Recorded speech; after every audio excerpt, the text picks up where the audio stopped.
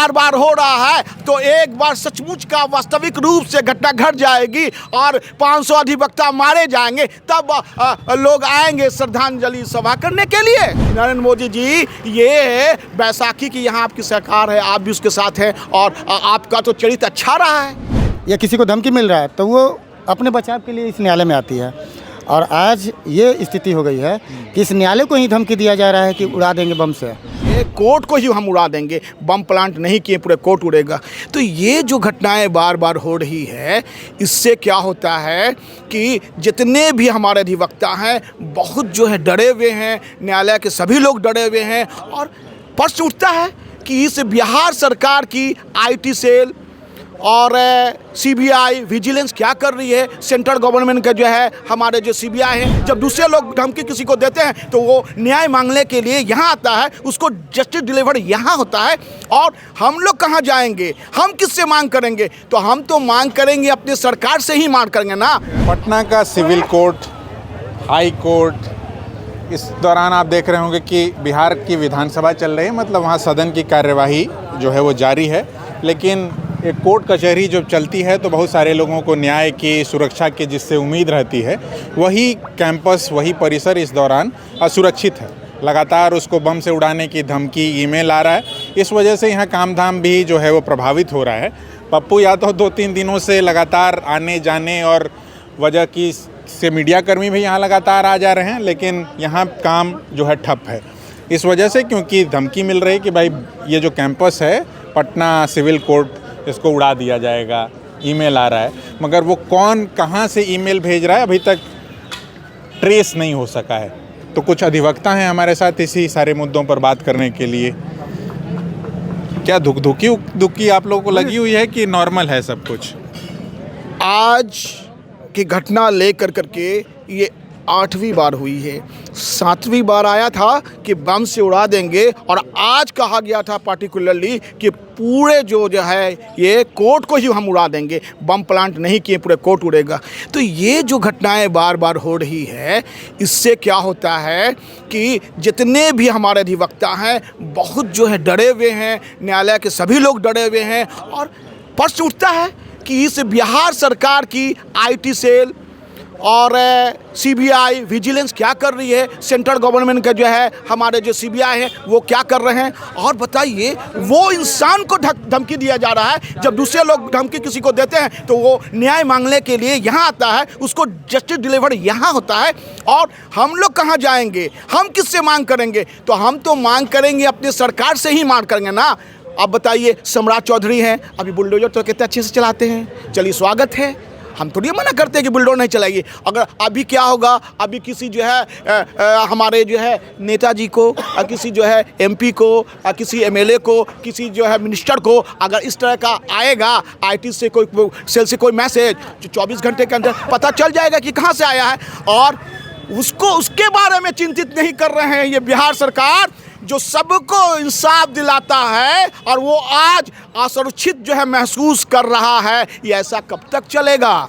और मैं नरेंद्र मोदी से भी कहना चाह रहा हूँ, नरेंद्र मोदी जी, ये बैसाखी की यहाँ आपकी सरकार है, आप भी उसके साथ हैं, और आपका तो चरित्र अच्छा रहा है, आपकी भी बदनामी होगी। और मैं बता दूं कि बताइए, अभी बार बार हो रहा है तो एक बार सचमुच का वास्तविक रूप से घटना घट जाएगी और 500 अधिवक्ता मारे जाएंगे, तब लोग आएंगे श्रद्धांजलि सभा करने के लिए। तो नीतीश कुमार जी, ये प्रदेश आपका है, आपको सोचना होगा और आपको ये तय करना होगा कि किस तरह से आप सुरक्षा प्रदान करें, नहीं तो आपका चरित्र जो है, आपका छवि जो है आज का अच्छा है, वो धूमिल होगा। ठीक बात है। क्या नाम है सर आपका? रवि कुमार, अधिवक्ता, रवि जी। हाँ, पटना सिविल कोर्ट। तो ये जो लगातार जिस तरीके की धमकी और आपके अगल बगल से जो लोग साथी भी आपके कह रहे हैं, जानकारी के अनुसार 7वीं बार शायद ये घटना घट रही है। और सबसे बड़ी बात ये है कि इस महीने, इस सप्ताह में 4 दिन में 3 बार घटना मेल आ चुका है। तो सबसे बड़ा असर ये हो रहा है कि सोचिए, इसकी 7 बार की घटना में 3 बार तो अभी 3-4 दिन के अंदर हो गया। और आपका जो पिछला स्टेटमेंट देखिएगा एसएसपी पटना का, तो उनका कहना है कि हम हमारा ये जो काम है एजेंसी करती है। सवाल ये है कि अगर आप एजेंसी के भरोसे बैठे हैं तो एजेंसी कर क्या रही है, क्योंकि 7 बार मेल आना मजाक नहीं है। और अगर 7 बार में आप एक बार भी एजेंसी का सहारा नहीं ले पाए इतने मतलब लास्ट तो 3 बार तो इधर हो गया, पर पिछले 4 बार जो हुए थे कम से कम 3-4 महीने गैप मिला, 6 महीने गैप मिला। आप इस 6 महीने में बाकी पहले के प्रीवियस 4 पे क्या कार्रवाई कर पाए? उनका कहना है कि हमने FIR लॉन्च किया। अगर FIR लॉन्च हुआ तो अभी तक क्या कार्रवाई हुआ ये बता दें पटना SSP को। क्योंकि हो क्या रहा है कि घटना अगर घटेगी तो बड़ा हताहत होगा, क्योंकि क्राउड एरिया है। आप सुबह में आएंगे तो नॉर्मली देखेंगे भीड़ बड़ा रहता है, 10-11 बजे इतना क्राउड हो जाता है जिसको कहना मुश्किल है। 3-4 हजार वकील होंगे, वकील हैं, बगल सारे में जजेस स्कूल है, बगल में स्कूल भी है। भाई 11 बजे आएंगे तो इतना क्राउड रहता है कि वकील हैं, जज हैं, सारे लोग हैं, बच्चे भी हैं, क्योंकि बगल में पूरा जो सब्जी स्कूल मार्केट है, है आपके बगल में। बड़ा जो बगल में जो स्कूल है, जो सब हाई फाई बच्चे पढ़ने वाले हैं। सोचिए घटना अगर घटेगी, स्कूल है, कॉलेज है, BN कॉलेज है, वही बोल रहा हूँ कि खासकर बच्चे तो ज़्यादा हैं। कॉलेज के तो थोड़े बच्चे थोड़े बड़े होंगे तो वो अपने आप को बचा लेंगे, मगर जो बच्चे हैं, जो बसेज हैं, वो जाएगा डैमेज होगा तो कम से कम 1000 से नीचे नहीं जाएगा संख्या। जो हम सोच रहे हैं ना कि 200-300 में जाएंगे, अगर कोई घटना घटती है तो रियली बता रहा हूँ 1000 से ज़्यादा लोग मारे जाएंगे। इसलिए सरकार को चाहिए कि इस पर कड़ा से कड़ा एक्शन लिया जाए। और पटना SSP जो पल्ला झाड़ रहे हैं कि हम एजेंसी के भरोसे हैं, एजेंसी पे उनका पकड़ बनाना जरूरी हो गया है, क्योंकि अगर नहीं पकड़ बना पाएंगे तो घटनाएं घट जाएंगी। ठीक, उसका जवाबदेही। जैसे जो लोकतांत्रिक पूरी व्यवस्था है उसमें 3-4 स्तंभ कहे जाते हैं, उसमें जुडिशियरी भी एक है, मीडिया को कहा जाता है, बाकी न्यायपालिका, कार्यपालिका। तो आप लोगों पर तो एक खासा दारोमदार होता है, देखिए जहाँ हम लोग वकीलों खड़े हैं, पर, जजेस पर, कि ये सभी लोगों को न्याय दिलवाएंगे। हालांकि न्याय की जो पूरी प्रक्रिया है वो बहुत लंबी हो गई देखिए है। हम लोग जहाँ खड़े हैं जी, सिविल कोर्ट है। यहाँ लोग उम्मीद पर आते हैं, किसी को कोई धमकी मिलेगा जान मारने का, या किसी के साथ कोई भी दुर्व्यवहार होगा, ये दुर्व्यवहार होगा या उसके साथ नाइंसाफ़ी होगी, तो इंसाफ के लिए या किसी को धमकी मिल रहा है तो वो अपने बचाव के लिए इस न्यायालय में आती है। और आज ये स्थिति हो गई है कि इस न्यायालय को ही धमकी दिया जा रहा है कि उड़ा देंगे बम से।